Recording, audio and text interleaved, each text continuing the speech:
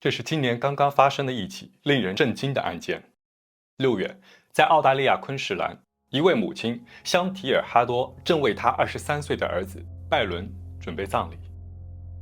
拜伦是在1个月前的巴厘岛旅行中不幸去世的，他的遗体刚被送回澳洲，2天后将入土为安。而就在此时，当地验尸官打来了一个电话，电话那头的只言片语让这位母亲瞬间瘫倒在地，因为电话中，她被告知拜伦的遗体里心脏不见了。香提尔震惊而愤怒，但他没有别的选择，只能让葬礼在心脏缺失的情况下如期举行。之后，他和家人发出严厉的谴责，质疑拜伦死亡的背后是否另有隐情。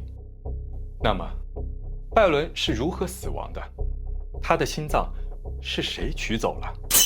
阳光与海浪的背后，巴厘岛是否也藏着我们看不见的黑暗？大家好，我是黑暗目击者云奇，今天我们一起目击这起案件——消失的心脏。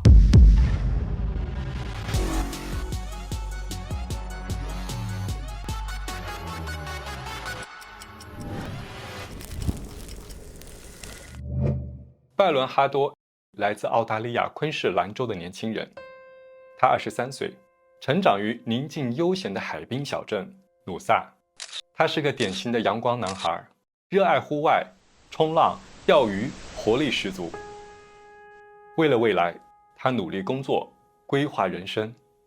他是一名 FIFO 矿业工人，这是一种高强度的轮班制工作模式，英文全称是 Fly In。Fly Out， 简单来说，就是他需要定期飞往偏远的矿区，连续工作2周，在几乎与世隔绝的环境中进行高强度的劳作，随后再飞回家中休息1周。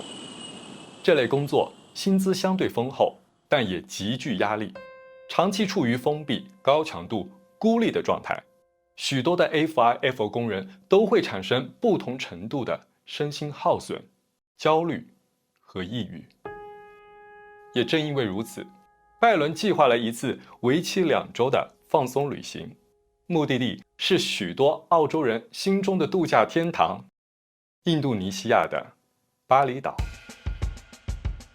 2025年5月24日，他的航班抵达巴厘岛。这是一个风格多样的旅游岛屿，不同区域各有特色。拜伦选择了水明漾，它既不像库塔那般喧嚣，也没有乌布那样偏远，是兼具热闹与安静的中高端休闲区。根据记录，他入住了一间带私人泳池的别墅，看得出来，他是打算好好享受这趟假期的。就在抵达的第1天，他在 Instagram 上发布了一张阳光下的自拍照，配文写道 ：“Living the dream， 活在梦中。”只是，这场包裹着金色夕阳的美梦，在48小时之后就变成了暗流涌动的噩梦。5月26日傍晚，别墅的工作人员发现拜伦倒在私人泳池中，已经陷入昏迷。他们立刻将他送往距离最近的 BIMC 医院，这是一家为外籍游客服务的私立医院，设备完善，医护经验丰富。医生尝试对他施救，但抢救无效。最终，医院宣布了拜伦的死亡。那么，问题来了，拜伦是死于一次意外，还是谋杀呢？拜伦是不是只是单纯的溺水身亡呢？这个可能性，他的母亲根本无法接受。他告诉媒体，从小生活在海边的拜伦是个冲浪高手，对水性非常熟悉。他无法想象儿子会在一个很浅的私人泳池里出意外。当地法医随即展开了第1次尸检。首先，他们在拜伦的头部发现了似乎是钝器造成的伤痕，他的面部和上半身也有多处擦伤和淤青。这些痕迹有可能是遭到袭击时留下的，但也有可能是跌倒后撞击泳池的边角所致。问题是，一个成年人怎么会忽然摔得这么严重呢？很快，毒理检测报告给出了2个关键信息。第一，拜伦的血液酒精浓度为0.15%。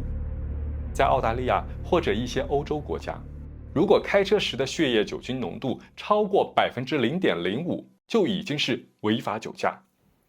也就是说，0.15这个数值属于严重醉酒状态，可能引发身体失衡、反应迟缓，甚至出现意识模糊。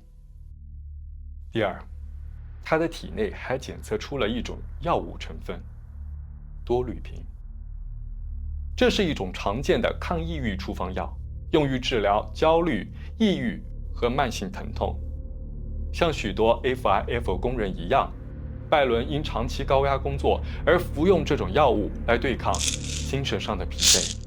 而当高剂量的酒精与抗抑郁药物共同作用时，极有可能影响人的判断力和协调能力，甚至诱发昏迷或急性身体反应。那么，一切就能解释得通了吗？拜伦的死亡是药物与酒精共同作用导致的意外吗？拜伦的家人对此仍然抱有怀疑。他们的怀疑不是没有道理的，因为酒店的工作人员当时在泳池边发现了一条沾有血迹的毛巾，这条毛巾像是拜伦曾经试图止血、清理伤口时使用的。设想一下，如果他还能处理伤口，说明当时他还有意识。那么，为什么他没有求救？难道他在用毛巾止血后，又突然失去意识，再次跌入泳池？或者说，他根本没有来得及呼救，某种外力让他迅速失去了行动能力？这些问题，法医无法做出确定的判断。于是，验尸结论给出了一个模糊却意味深长的结论：可疑死亡。而正是这几个字，开启了这个案件的另一个谜团：拜伦的心脏为什么会消失？拜伦的死亡被正式归类为可疑。按照印度尼西亚的法律程序，只要被认定为可疑死亡，警方就必须立案，展开刑事调查。这本来是拜伦家属心中一丝查明真相的希望，但他们很快发现，这不是希望，而是一场更漫长的噩梦。他们后来得知，巴厘岛警方在拜伦死亡整整4天后，才首次进入别墅展开调查。4天，对任何一起可疑死亡案件来说，这都是极其致命的延误，因为那间别墅并没有当作凶案现场及时被封锁。在拜伦被送到医院之后，清洁人员按照惯例进行了打扫和整理，脚印、指纹、打斗痕迹，甚至屋内物品原本摆放的位置，这些可能揭示拜伦身上伤痕到底是意外跌落还是人为袭击的关键证据，都已不复存在了。更令人难以理解的是，家属事后才得知，在拜伦死亡当天，别墅里并不是他一个人。当时现场还有3名人员，1名男性与2名女性。据了解，那名男性是拜伦在之前就认识的一位朋友，而2名女性是他到达巴厘岛之后偶遇的新相识。根据酒店门口的监控录像记录，这3人在拜伦死亡前的傍晚离开了别墅，之后不久各自搭乘航班迅速离开了印尼。但警方对此没有任何行动，并对是否采取下一步行动表示沉默。这一连串的延误、缺失，甚至可以说是放任，让拜伦家人心中的疑问变成了深不见底的愤怒和失望。但是他们唯一能做的就是继续等待，因为在印尼的法律框架下，警方可以在可疑死亡的案件中指示法医进行更深入的第2次尸检，而这个过程相当漫长。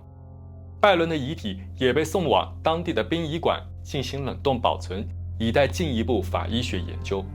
期间，拜伦的家人多次发邮件给巴厘岛警方和官方机构，恳求他们尽快完成尸检流程，并把拜伦的遗体完整的送回家。终于，在4个星期之后，遗体被送回澳大利亚昆士兰。但是按照澳大利亚的法律，只要海外返国的遗体曾被标记为可疑死亡，就必须进行本地复检。也正是这次复检中，当澳洲的验尸官打开了拜伦的胸腔，却惊讶地发现他的心脏不见了。那么，拜伦的心脏到底在哪里呢？拜伦的心脏留在了巴厘岛，这不是阴谋论，而是确实发生的事实。原来，在第2次尸检中，巴厘岛的法医团队对他的遗体进行了更加深入的解剖操作。这种操作更全面，也更具有侵入性。他们所采用的是印尼司法程序之一，叫做器官摘除解剖。这是法医学中用于毒理学和组织学分析的标准手段。执行这次尸检的法医是诺拉·玛格丽特·古纳万博士，他取出了拜伦的心脏，进行了组织病理学检测。这种检测方式会将心脏切成极薄的切片，在显微镜下观察心肌纤维、血管壁与细胞结构，寻找诸如隐性炎症、微小创伤、毒素沉积或突发性心律问题的蛛丝马迹。在拜伦这样的案件中，饮酒、服药、年轻、死亡突发这些关键词使得组织病理学检测非常重要，因为其中就可能藏着毒酒致命、药物引发心脏骤停这样的线索。这里不得不提到的是，巴厘岛长期存在假酒引发的甲醇中毒问题。这种毒物并非总能在血液中被检测出来，有时只有在组织切片下才能发现甲醇造成的细胞坏死。所以，从专业角度来说，这一次器官摘除是国家级的司法取证，合规并且必要。而对拜伦的家人来说，这种不通知直接操作的行为，已经不是文化差异那么简单，而是对生命与情感的极端漠视。他们努力说服自己，接受印尼的法律体系，试图相信医生是在为案件寻找真相。但他们始终想不明白的是，即使在印尼法律下允许摘除心脏，那么在尸检完成之后，为什么不将心脏随同遗体一并归还家属呢？为什么巴厘岛可以保留拜伦的心脏？答案是法律。在印度尼西亚的司法体系中，国家可以依法在尸检后保留器官，用于进一步的检测或存档分析。尤其是在可疑死亡案件中，器官被视为重要证物，不属于个人或家属自由处置的范围。但是，没有任何官方机构提前告知过拜伦家人，器官可能会在尸检之后被保留。更令人无法想象的是，当家属发现了拜伦的遗体缺失心脏后，他们立刻联系了巴厘岛法医中心，请求归还拜伦的心脏。结果得到了一个冰冷的回复：可以寄回，但需要支付加急费用700澳元。拜伦的家人交付了这笔费用，在长达2个多月后，这颗心脏终于抵达澳大利亚。但是，它不是通过外交渠道由领事馆转交，而是被独立打包、冷藏密封，以快递形式送达，并且装在一个标注着生物危害材料的包裹中。一颗心脏就以生物危害材料的形式被邮寄回来。这一刻，拜伦母亲的伤痛常人无法想象。她在之后的采访中哽咽说道：我明白那是程序，但没有人告诉我这颗心脏会这样被送回来。我们没有任何心理准备，而我们期待的只是让他完整的离开。而更令人痛心的事实是，这颗被摘除、进行检测的心脏，最终也没有解开任何谜团。巴厘岛法医没有发现异常，澳洲法医也给出了相同的结论：没有毒素，没有致命病变，没有隐藏的伤害，什么都没有。一个23岁的年轻人，在旅行胜地开启了一段再普通不过的假期，仅仅2天后离奇身亡。家人等了1个多月才收到遗体，却发现他被摘取了心脏。他们花费金钱与精神代价把心脏追回，却只换来一句轻描淡写的结论：找不到死因。母亲香缇尔反复追问，为什么拜伦的死竟然是这样无声无息地被处理？为什么我们心中的天堂变成了噩梦？巴厘岛到底发生了什么？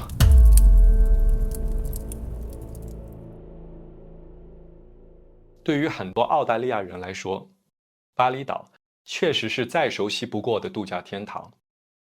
数据显示，每年有超过150万人次的澳大利亚游客前往巴厘岛观光度假。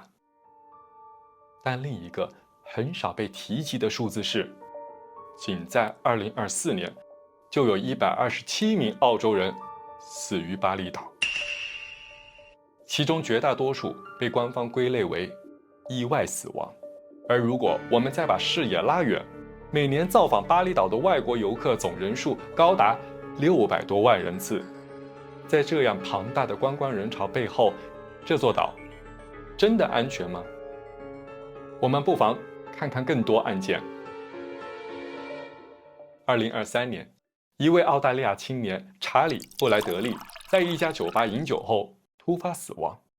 他的家人立即面临一个选择：是否在当地进行尸检。比较幸运的一点是，他们当时知道了，一旦启动尸检流程，遗体有可能被长期扣留，甚至被摘除部分器官。于是，他们选择了尽快将遗体带回澳洲，不做尸检。但代价是，关于查理的真正死因，是酒精，是药物，是假酒导致的甲醇中毒，还是其他未知因素？他们永远不会知道了。2023年5月1日，一对来自中国的年轻情侣在巴厘岛度假期间被发现惨死于四季酒店的房间和走廊上。这起命案一经曝光，迅速引发了大量关注。一些中文媒体披露，死者2人可能拥有比特币等虚拟资产，甚至一度被怀疑与加密货币领域的灰色交易相关。而印尼警方随后宣布，他们已经逮捕了酒店内部的一名男性员工，认定其为案件的主要嫌疑人。但是2年过去了，除了这则简短通报之外，案件的具体细节再没有公开过。而对巴厘岛当地警方来说，这只不过是又一次的沉默。巴厘岛的黑暗一面，在近年被越来越多的游客注意到了。在一些小酒馆、派对场所，黑市酒精被用来伪装成品牌烈酒贩售，曾多次造成甲醇中毒事件。还有那些发生在夜店区域的肢体冲突、抢劫、性骚扰与性侵指控，往往因为执法系统的迟缓或黑色地带的存在而不了了之。此外，还有更多看不见的结构性风险，垃圾与污水处理系统频频崩溃，房价飙涨，本地物价失控，游客与本地居民的矛盾上升，地方执法系统制度不透明，医疗体系基础薄弱，多数游客在突发事故中难以获得及时专业的救治。巴厘岛，这个曾经闪烁着梦幻光芒的岛屿，是否已经被阴霾所笼罩？那颗被摘除的心脏没能带回真相，拜伦的死因可能永远都会是个谜。这个案件会慢慢变成冷案，消失在公众视野中。